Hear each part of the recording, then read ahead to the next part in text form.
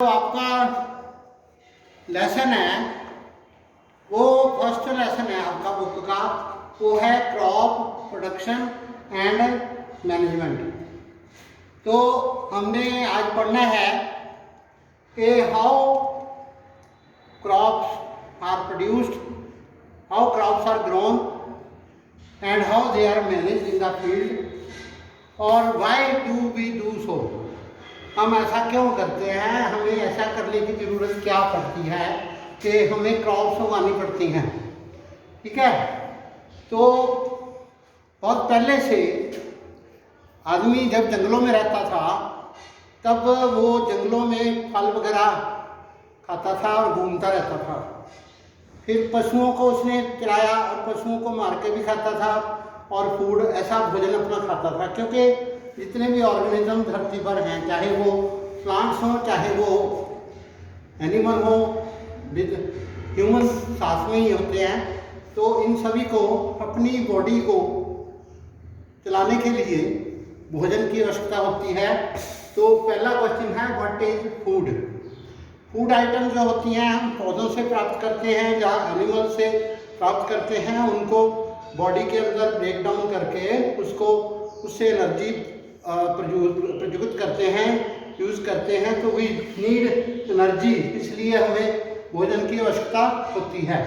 तो हमारा देश जो है बहुत बड़ा देश है, इसमें लगभग 135 करोड़ लोग रहते हैं और जानवर भी हैं, सारे जितने भी हैं, पक्षी हैं, सारे हैं। तो उनको भी सभी को ऑर्गेनिज्म जितने होते हैं उनको सभी को भी भोजन की आवश्यकता होती है। They also need food for the utilization of the food in the body and getting energy from it and other things which we use, वो भी साथ साथ में यूज होती है। पर फूड सबसे एसेंशियल है, बिना भोजन के हम नहीं रह सकते। इसलिए इतने सारे लोगों को भोजन की आवश्यकता होती है, तो हमें एक ही तरह की फसलें क्रॉप्स लगानी पड़ती हैं। तो हमें ये भी बता दिया कि फूड क्या होता है। फूड जो होता है फूड आइटम, खाने की चीज़ें, सीरियल, पल्सेस, वो मिनरल्स, ये सारी चीज़ें जो वेजिटेबल्स में से मिलती हैं, वो हर एक चीज़ हमें चाहिए। एनर्जी गिविंग फूड चाहिए, दूसरी चीज़ें भी हमें चाहिए। तो भोजन की आवश्यकता भी हमने बता दी। अब भोजन हमें मिलता कहाँ से है, तो हमें या तो प्लांट से मिलता है या एनिमल से मिलता है। कुछ लोग एनिमल्स को खाते हैं, कुछ लोग प्लांट्स की चीज़ें हैं, प्लांट्स जो होते हैं उनकी जड़ें खाते हैं, उनके पत्ते खाते हैं, उनके तने खाते हैं, उनके फ्रूट्स खाते हैं। तो एनिमल जो है वो फूड खाते हैं। ठीक है, तो इसलिए जो plants, how do plants prepare their food. अभी प्लांट्स जो होते हैं वो अपना भोजन कैसे तैयार करते हैं ये एक अलग विषय है। तो सनलाइट और क्लोरोफिल उसके अंदर होती है, उसके द्वारा वो अपना भोजन तैयार करते हैं। वाटर और मिनरल वो ज़मीन से लेते हैं, हवा में से कार्बन डाइऑक्साइड लेते हैं और फोटोसिंथेसिस करते हैं। तो फोटोसिंथेसिस एक ऐसी प्रक्रिया है जिसमें पौधे सन की रोशनी में क्लोरोफिल के साथ कार्बन डाइऑक्साइड और वाटर मिनरल लेके अपना भोजन खुद तैयार करते हैं, जो कार्बोहाइड्रेट्स के रूप में हमें भी मिल सकता है। उसके बाद है तो हमें प्लांट से भोजन मिलता है, इसलिए जो प्लांट्स होते हैं स्पेशल कुछ खास प्लांट्स होते हैं, यानी कि एक साल में एक बार होते हैं। ठीक है, और फिर अगले साल होते हैं। इसलिए हमें लार्ज मास प्रोडक्शन के रूप में फसलें उगानी पड़ती हैं, क्रॉप्स जो हैं वो लगाते हैं। तो एक ही फील्ड में एक ही प्रकार के पौधे जो लगते हैं उनको हम क्रॉप्स कहते हैं। जैसे वीट है, राइस है, मेज है, बाजरा है, और ये सारी चीज़ें जो हैं हम अलग अलग मौसम में लगाते हैं। तो एक ही प्लांट में एक ही फील्ड में जो एक ही किस्म के पौधे जब हम लगाते हैं तो उसको हम क्रॉप्स कहते हैं। तो क्रॉप्स को लगाने का उनको पहले बीजना पड़ता है, उनको पहले उगाना पड़ता है, फिर उनको पानी देना पड़ता है, इरिगेशन करनी पड़ती है, फिर उनकी हार्वेस्टिंग होती है। तो जो क्रॉप्स होती है उसकी हमें मैनेजमेंट की ज़रूरत होती है। That is the main topic of your lesson number 1। ठीक है। तो क्रॉप्स की टाइप्स भी हैं, इसमें 2 टाइप्स हैं क्रॉप्स की, मेन टाइप्स हैं।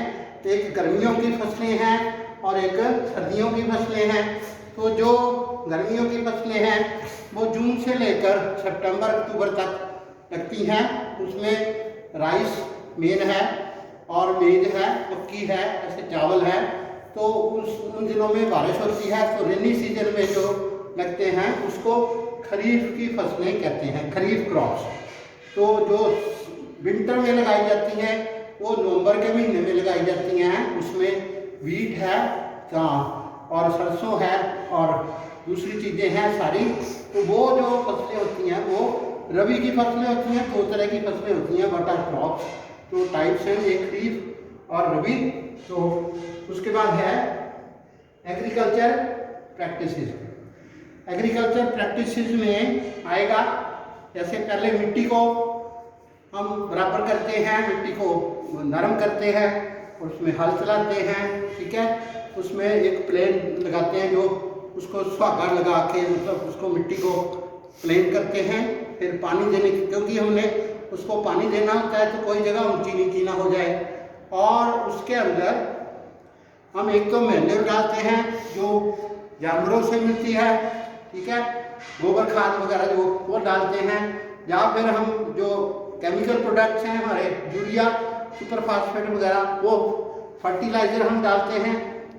तो वो आता है, फिर इरिगेशन होती है, फिर लास्ट में हार्वेस्टिंग होती है। हार्वेस्टिंग के बाद उसकी सफाई करके, क्लीन करके, उसको फसल को सुखा के उसको हम स्टोर करते हैं।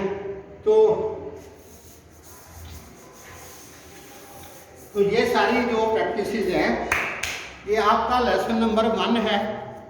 तो इसमें ये सारा कुछ बताया गया है, ठीक है। तो इसको लेसन को भी आपने रीड करना है, हो सकेगा तो मैं आपको लेसन की भी वीडियो दे सकता हूँ। Thank you. ओके।